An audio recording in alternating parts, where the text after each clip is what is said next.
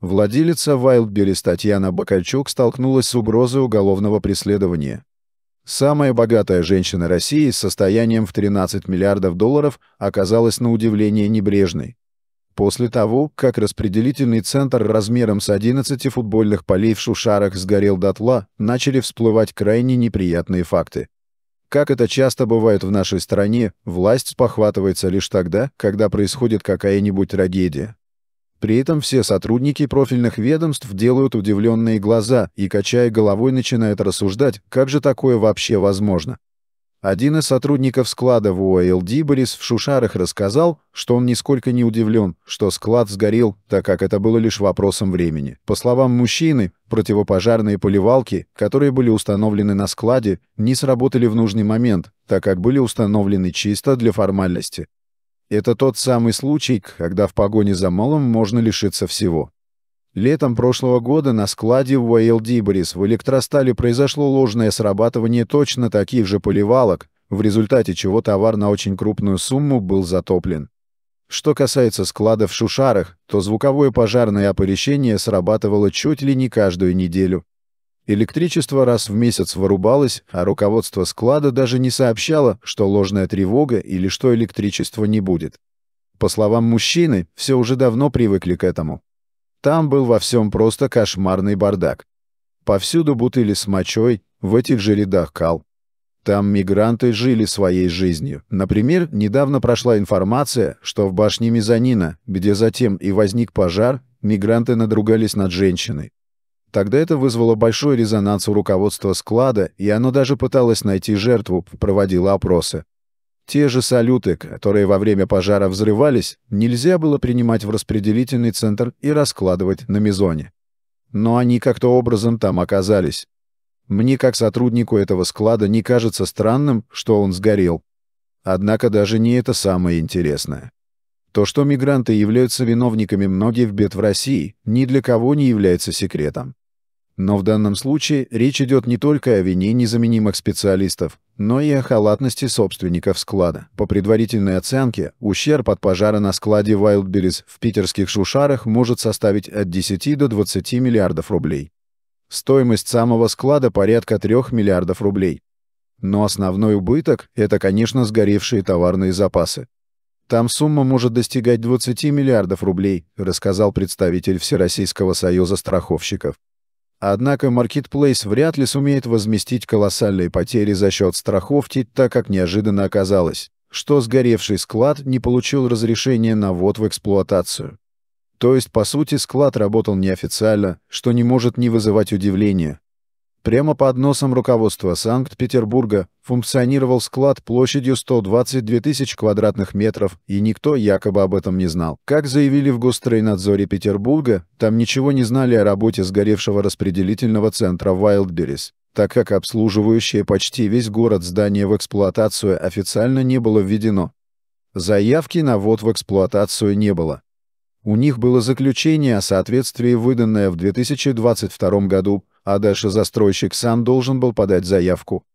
Вообще с такими бумагами работать было нельзя, рассказал в РИО начальника службы регионального госстройнадзора Вячеслав Захаров.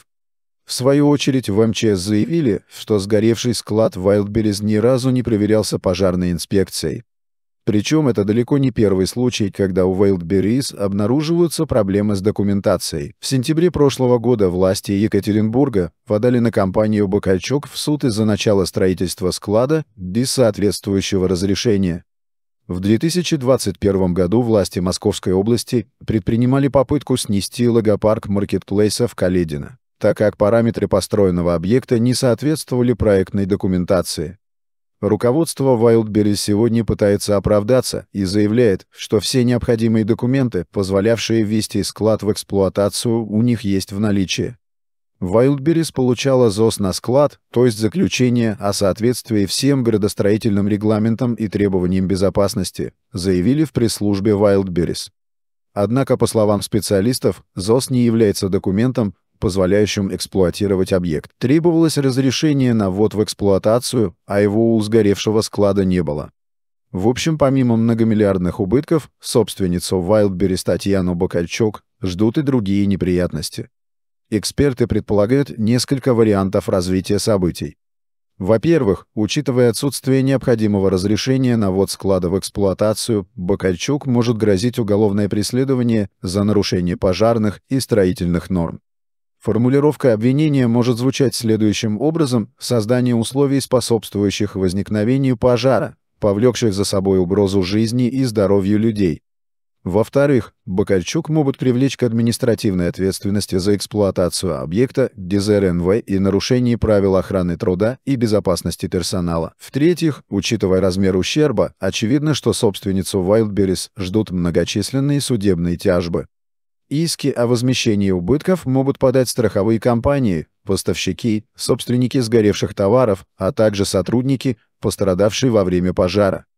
Ну и, конечно, помимо юридических последствий, Бакальчук могут ждать серьезные репутационные потери, чем не преминут воспользоваться конкуренты, такие как, например, Озон.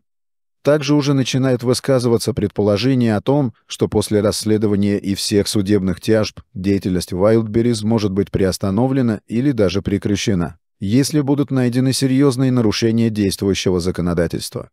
Кроме этого, телеграм-канал «Образ будущего» пишет следующее. Чувствуется, как потекли пиар-бюджеты на защиту Wildberries. Всем, кто публично пытается выгородить Таню Бакальчук и ее магазин, стоит 1000 раз подумать. Бюджет — это хорошо. Но в понедельник по первым результатам экспертиз и предоставлению данных СКР многие могут очень пожалеть, что отбеливали такой токсичный кейс. Разборки будут более чем серьезными. А проверки коснутся всех участвовавших в Диаспо. Списки на депортацию и мобилизацию уже превысили 650 человек. И это только начало. Зачинщики и провокаторы установлены. Данные мобильных телефонов, владельцы авто и нелегалы тоже. Впрочем, пока руководство Wildberries смотрит на будущее с оптимизмом и уже заявило об открытии нового склада в Санкт-Петербурге уже через неделю. При этом точная дата и место открытия нового склада пока не озвучены. Напомним, что председатель Следственного комитета России Александр Бастрыкин поручил в РИО главы Петербургского управления ведомства возбудить уголовное дело о пожаре на складе Wildberries Шушара. В сообщении Следкома говорится, что Бастрыкин поручил руководителю БСУ СКР по Петербургу Олегу Бокову представить доклад об установленных к настоящему моменту обстоятельствах произошедшего. Источник, близкий к МЧС, рассказал, что следствие рассматривает 3 версии причин пожара. Занесение источника огня извне неустановленными лицами, аварийная работа электросети и неосторожное обращение с огнем. Накануне источники самого склада также выдвигали версию о возможном взрыве газового баллона. Ранее в РИО главы Госстройнадзора Вячеслав Захаров заявил, что его ведомство не выдавало разрешения на ввод в эксплуатацию складского комплекса в Шушарах в Wildberries. Однако утверждают, что имеет все разрешительные документы на работу сортировочного центра по предварительным оценкам. Ущерб от пожара может достичь 11 миллиардов рублей. Возгорание на складе началось ранним утром 13 января. Пожарная сигнализация не сработала, так как была отключена из-за неоднократного ложного срабатывания в предшествующие дни. Постепенно огонь распространился на складские помещения, конструкции начали рушиться. В какой-то момент пожару был присвоен 5-й, наивысший уровень сложности. Подписывайтесь на канал, чтобы не пропустить новые видео. Оставляйте комментарии, чтобы поделиться своими мыслями и обсудить новости с другими зрителями. Мы очень ценим ваше мнение и всегда рады обратной связи. Присоединяйтесь к нашему сообществу и будьте в курсе всех новостей и обновлений на канале.